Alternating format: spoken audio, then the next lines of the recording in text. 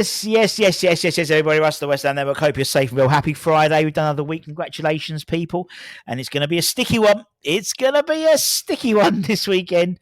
We moan, don't we? I like it up, but like this sort, that famous Peter Kay sketch, But it's going to hit over 30 degrees over the weekends for the next couple of days, which for the UK is like 50 for our foreign friends. Having spent, the 10 days ago, I was in 45-degree heat in Dubai, didn't even bat an eyelid.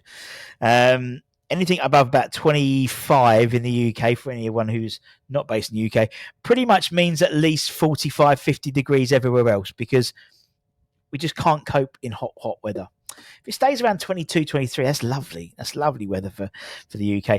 Anyway, it is Hammers in association with the KWMB.com boys. This morning, I spoke about maybe some of our forgotten players could come and save our pre-season in terms of the likes of Louise Howe. Could he help? We've got Mamadou Kante coming back from his sort of loan spell with Paris FC. How could he fit into this new system?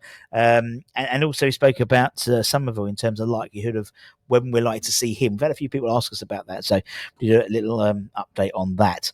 And then at lunchtime, we did the Rusty Rumour Rating, the original Rumour Rating, talking about Evan Gisand, Mad Hermanson, and various other players as well. So let's talk news, and let's talk Nayef Aguerd. Now, let's be honest, the number of clubs interested in Nayef is dwindling, it seems, by the minute.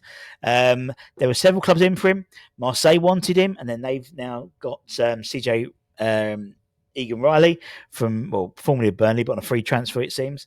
That might curtail that destination. By Leverkusen, Ten Hag was interested in Aguerd. He was interested in when he was at Man United. But it seems that Kwanzai from Liverpool will be joining to fill that Jonathan Tah gap in their squad. Even Real Sociedad, where they were looking at maybe bringing in Nayef after his successful loan spell, they're looking at Igor Tudor from Brighton, I believe. So it's diminishing. However, Juventus could come to the rescue. The old lady could come back in for a West Ham player. Obviously, they have been linked with Nicholas Füllkrug as well. But according to reports, West Ham, Juventus, that's the one. Juventus have reportedly been in contact with West Ham over a deal for Nayef Aguerd. Now, Juventus are in a similar situation than us, in fact, that they've got no fucking money either. And so they've been in contact, apparently, about a potential swap deal with Nayef Aguerd from our side and Daniele Rugani from their side. According to Gianluca Di Matteo, he says there's a chance of Aguerd leaving this summer to Juventus. They have an interest in the 29-year-old. We have been linked with moves for Rugani previously, and he has apparently been made available. He was out on loan himself last season at Ajax. However, he's a year older than Nayef, and we're trying to reduce the age of the squad. We need the money. We need the readies, to be honest, rather than necessarily a player who might not be the right player that Potter wants for that position. So can't see it happening unless there's money involved, to be frank. But or I'm Russ, but to be frank. So we'll wait and see about that one. One player we are interested in, according to ex-WHU employee, is the Wickham striker Richard Kone. Fascinating character Richard is. We'll talk about him in a minute, but ex-advised on his podcast that we still hold an interest in him. He's a young striker, lots of potential. However, Wickham are valuing him at £12 million, which seems to be too high for West Ham in terms of their valuation. There will need to be some sort of room for manoeuvring in terms of us to strike a deal in terms of renegotiation. And of course, we have our intentions elsewhere. We aim to sell players first in the transfer window in terms of bringing players in. Rich is an interesting player. He's 21. It's a good age. 6'2", I think he is.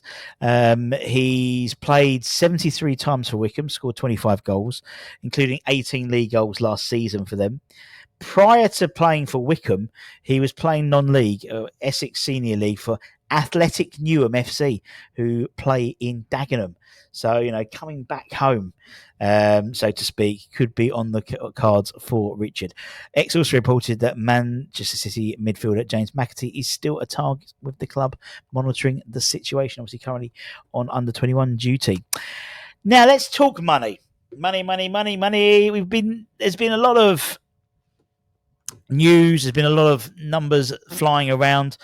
Sean's taken to Claret Hugh to try and put some meat on the bones rather than sort of the tweet headline on Twitter. Actually, sort of delve into the numbers a little bit more, and it is quite. I mean, I find it quite interesting, and it does probably ask more questions and answer them. But in terms of where we're at, according to Sean, we know that PSR limits direct clubs losses up to £15 million over 3 years, with the remaining 90 million to be covered by shareholders. So club insiders claim that last year's losses totaled £95 million. Gio did a great show the other day saying that number seems to have jumped about a lot, but they seem to be sticking around 95 now. When added to the 57 million profit from the previous season and the 18 million loss from the season before that, the total loss over the last 3 years is 56 million, meaning shareholders will need to inject 41 million pounds of cash minimum before the end of June to balance the books. Which is why there's this whole sort of 75% balancing books type thing. The cash injection could be shared equally with each shareholder paying a percentage, or, which is quite interesting, there could be a rights issue where one or more shareholders injects the cash and the others dilute the shareholding in West Ham. So spread equally. David Sullivan will be stumping up just under £16 million. Krajinski, £11 million. Vanessa Gold, £10 million. Tripp, £3 and a bit million. And others, £450,000. If Daniel Krajinski were to inject the £41 million himself, he can expect to increase his shareholding by around 8% to 35%. In that scenario, it would see Sullivan's shareholdings reduced to 34, meaning that Krajinski would be the highest shareholder. How interesting. I don't think it's going to happen, but it is quite interesting. The Gold family shares will be reduced to 22%, Smith down to 7%, and the others down to 1%. If we lose £100 million this year, as is currently being forecast, the 3-year losses will amount to £134 million. So shareholders will need to inject another £50 million next year, and the club will need to make £33 million in savings from wages and player sales or additional revenue to balance the books. Finally, if we lose £80 million next year, which is also being forecast, then the 3 years losses could reach a massive £275 million. So the club will need to do something rather drastic. One belief is that there's a desire that the Premier League clubs move away from PSR in advance of not next season, but the season after, as the 26-27 season. That's when we have New Balance as our new shirt sponsors. That's when we'll have shirt manufacturers. That's when we'll have a new shirt sponsor as well, because Boyles won't be available to do that because of the voluntary front shirt gambling ban. And there'll be this season coming, there'll be a board, obviously the Premier League boards, and there'll be a decision on whether to scrap PSR and bring in something that's called SCR, squad cost ratio rules, which are similar to UEFA's financial sustainability rules, which would restrict clubs to spending a maximum of £85 million of their total revenue on squad-related costs. So if that applied to last season, West Ham's revenue last season without Europe for the first time in 3 years is estimated to be around £216 million. So 85% of that would be £184 million they could spend. However, the West Ham wage bill is more than £165 million per year, the majority of which goes to payers for wages, with over £965 in transfer fees per year in the accounts, plus agency fees of £90 million. So whatever, we're doomed, it seems, from a financial perspective, in terms of if there isn't a cash injection being put in by the shareholders, or money isn't saved elsewhere. And that's obviously what a lot of people are doing now. What a lot of clubs, they're trying to scrabble around in terms of making deals happen before the end of June in order to account for this financial year. So you'll probably see next week, I reckon, a lot of sales to and from, maybe even slightly strange. Like, do you remember last year, Chelsea and Aston Villa and Everton, they had these sort of weird 3-way transfers? That could happen again. I wouldn't be surprised to balance the books for this financial year. It opens up more questions in losses. You know, how can we have such a projected loss when we don't have stadium costs. We don't own a stadium. We pay a small percentage on a wage bill, or not a wage bill, not on the stadium rental costs. I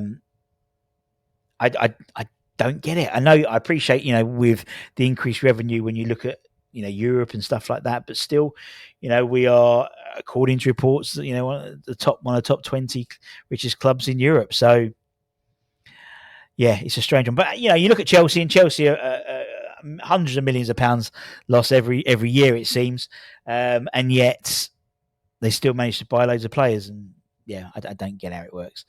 I'm sure someone with a cleverer brain will be able to give me some sort of reasons why, but I just don't get it.